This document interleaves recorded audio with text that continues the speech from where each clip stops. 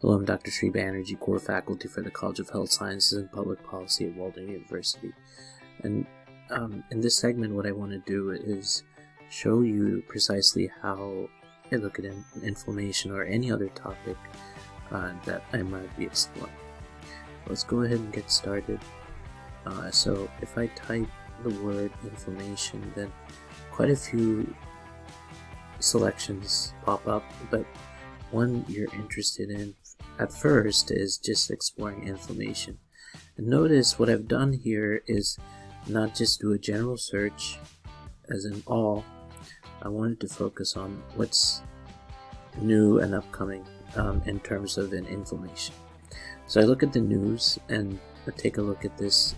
3 days ago, there was some information about inflammation and how coffee and milk can actually, the dynamic duo can fight inflammation. So when you're looking at these articles, a lot of times they're not like peer-reviewed journal articles. Sometimes it says literally fact-checked by another person. When I used to do interviews, a lot of times that's how it happened. So I gave my what I had to offer in terms of research and everything, and then another person fact-checked what I wrote. So it's almost like a peer-reviewed process. So a lot of these articles, you can trust the information that's coming from them, especially if it's been fact-checked.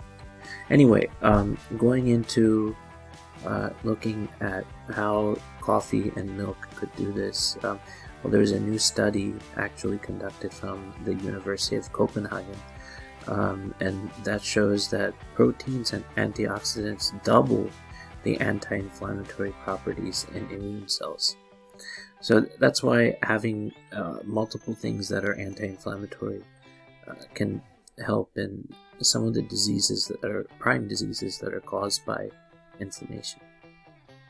So they're going into, which is interesting and important, they're going into now in bacteria, viruses, and other foreign substances.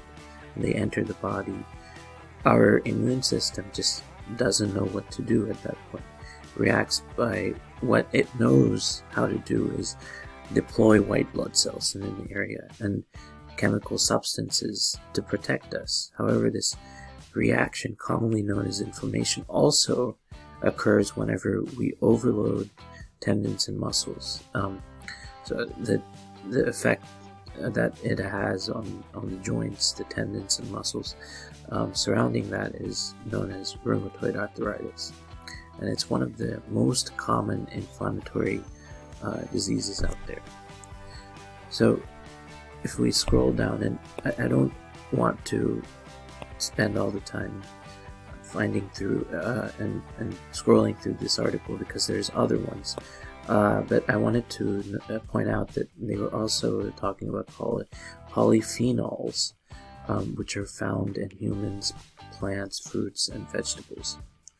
So these are antioxidants, and antioxidants are actually decreasing inflammation. Let me go back and let's look over some of the other articles. So, of course, that the milk and inflammation, because it was a peer-reviewed study, made headlines in many different places, including Yahoo Finance. So the next one down is Mediterranean diet, and there is, of course, a lot of places that you'll find out about this diet, but a lot of the diets, including olive oil and other things, can improve inflammation. And actually, if you think about it, it lowers the risk of COVID-19 over there, and so it actually protects against COVID-19 diagnosis. So these are all part of the Mediterranean diet. What is so important about this diet is that it includes a lot of fruits, vegetables, nuts, whole grains, fish, and healthy oils. So there's fish, there's some, of course, olive oil, and some cottage cheese, not cottage, some, so this is feta cheese and some of the fish and everything that's part of the Mediterranean diet.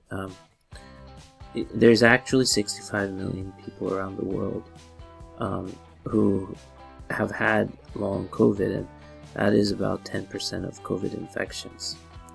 Now, the inflammatory markers and brain fog, more so in memory, these are coming from inflammation.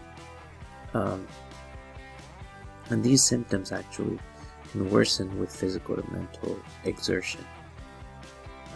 So recently some people, for example, on social media have been talking about a variety of diets as ways to manage long COVID symptoms.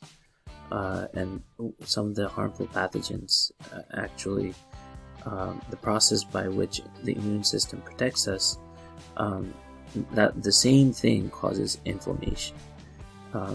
So it's actually to help the body fight off the infection, but instead it not only fights off infection, but there's this pathological inflammation that goes on there, and this can turn to severe COVID infection and some of the underlying issues for long COVID.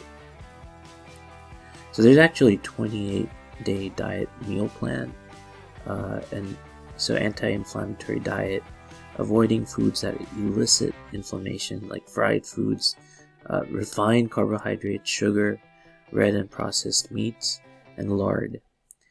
So instead, some of the focus should be on tomatoes, olive oil, green leafy vegetables, nuts, fatty fish, and fruits such as strawberries and blueberries.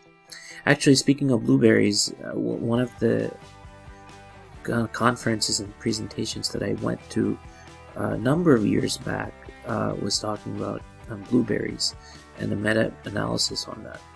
The reason I remember this is because that was one of the posters that actually won some of the competition, and so it really struck me that inflammation is something that is everywhere.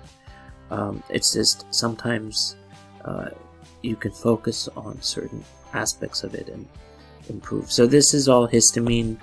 Of course, histamine release provides a response to injury or allergic reaction. But if we have hay fever or are stung by a bee, we might take an antihistamine. So histamine is another compound that leads to inflammation. Symptoms when it's too high inflammation, then symptoms when this happens can include headaches, diarrhea, wheezing, and fatigue. So let's go back and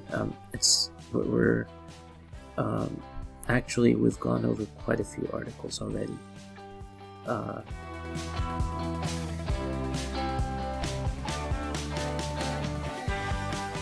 So the next article that we can look at is some of the staple foods such as white bread, pasta, and rice could also increase inflammation in the joints. And then there's hair thinning, chronic pain, and inflammation. So this actually goes into some of the interesting features from inflammation. So the first, a TikToker named Taryn actually gained popularity for a series of videos about her health, and she was talking about some of the root causes being inflammation that cause these are hair thinning, chronic pain, inflammation, hormone imbalances, adult acne, anxiety, depression, fatigue, high cholesterol. Even though there might be a strict healthy diet, a lot of times the inflammation is still there. So she consulted with a lot of doctors and dermatologist evaluation and testing done, and she learned she had food allergies. Not only that, androgenetic alopecia, a common form of hair loss, and positive ANA test. And ANA is somewhat indicative of autoimmune disorder. So then the autoimmune disorder was never diagnosed, but then she told her TikTok followers that she thought her doctors were missing something. So Taryn posted a video in which she claimed she had finally figured out the root cause of all, or at least most of her symptoms, and that was mold toxicity by the mold in the home. And this is something I've actually seen in patients in pediatrics when this young man was had moved to the basement. The mold in the basement actually was causing inflammatory and causing responses where he was getting allergies. So the recommendation was to move away from the mold as quickly as possible and still live in the house but upstairs. So mold toxicity is pretty important, and this can cause exacerbation of asthma and chemical and inflammatory reactions. I'm gonna just go over one more, and then you can read some of these. And the good thing is it's updated again and again, so you can go through any time and look at what the new news is. So salty snack actually can lower blood pressure and reduce inflammation, surprisingly ward off Alzheimer's disease as well. And that is Kalamata olives, and again a Mediterranean diet. Again, a drug that increases dopamine can reverse the effects of inflammation, and so it affects. The Emory study actually showed that levodopa, that increases dopamine, actually is good for the brain. Vagus nerve receptors, that's cranial nerve 10, and so that might be key to controlling inflammation.